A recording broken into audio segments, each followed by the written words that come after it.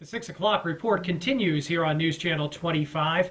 The WVTT Severe Weather Action Team telling us we're going to be seeing a very nice next couple of days, Alexa. I heard it was going to be 6 or 7 in a row, so That's counting on that one. Yeah, that's exactly right. The beautiful weather we saw earlier today. Picture perfect weather, as a matter of fact. We'll be seeing more of it tomorrow. More of it on Friday. More of it on Saturday. Good stuff, huh? Meantime, Secretary of Commerce John Bryson is under investigation tonight for possible felony hit and run after allegedly causing 2 car accidents this weekend in California. Those collisions came within minutes of each other and raised questions about what kind of condition Bryson was in at the time. Tonight, the Secretary's office is offering an explanation. Brian Todd has details.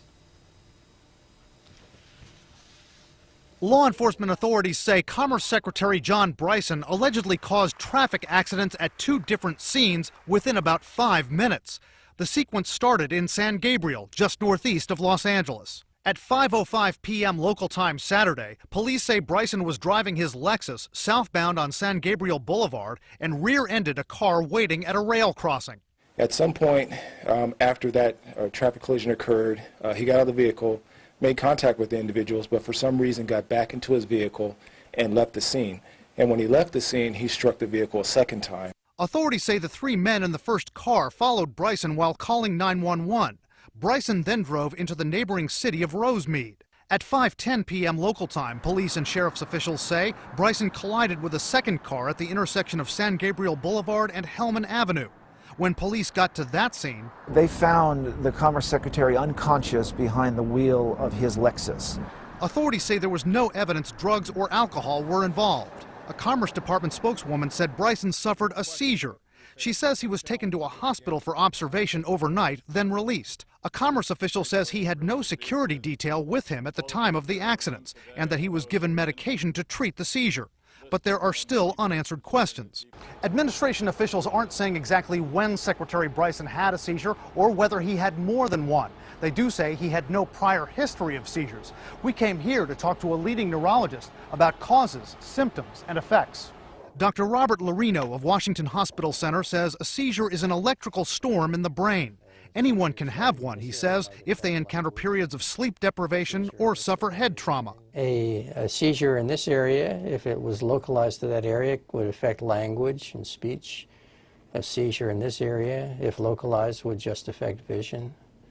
A seizure in this area of the brain could affect the leg and not involve the arm. How does it affect your vision if you're experiencing one while you're driving?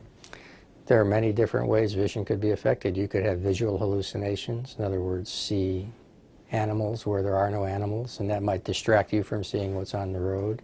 Or there may be one half of your vision where you're not seeing anything. But Dr. Lorino says experts now agree that people whose seizures are controlled by medication should be able to drive. Brian Todd, CNN, Washington. At the Oleant Common Council meeting last night, there was an item on the agenda that would require bidding contracts to only last for 1 year. That item was tabled to be voted on at the next meeting. The hope is that at the end of their contracts, the Common Council will be able to reevaluate and open the floor to other bidders. Chairman of the board, Alderman Brady, says that this will create a competitive environment and perhaps mean that more bids will be received. Because if you do the request for a proposal in this manner, I think you might get more bidders, you might be more competitive. I guess that's how I was looking at it. And there wouldn't be any, like the person coming up here and saying, hey, I was a low cost, I'm qualified, why didn't I get this thing? Cattaraugus County legislators meeting this afternoon in Little Valley. On the agenda, a vote for the approval of a contract between Cattaraugus County Community Services Board and Jamestown Psychiatric. That would result in the outsourcing of county jobs and has been controversial to the CSEA.